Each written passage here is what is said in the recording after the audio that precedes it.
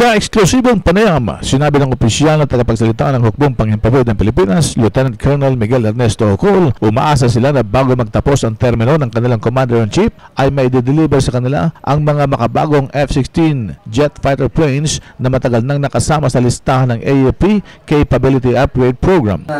Sinabi ng ating Presidente that he will request the United States for the same deal na binigay ng US with Indonesia, which is to get a F-16 excess defense article nila na Block 25. So ito ay medyo fairly decent model ng tinatawag na F-16 fighting Falcon, no?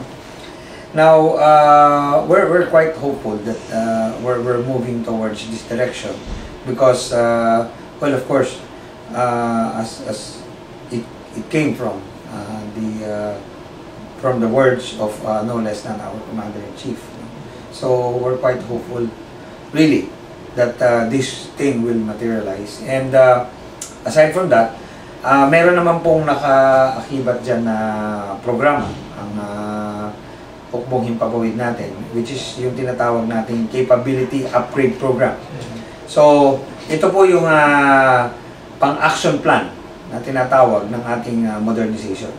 So, part niyan, meron tayong nilaan na budget para sa pag-angkat ng mga lead-in fighter trainers. Yan ang eksklusibong panayam kay Lieutenant Colonel Miguel Ernesto Ocol sa Villamor Air Base. RH911, Bing Formento, naglilingkod sa pagbabalita.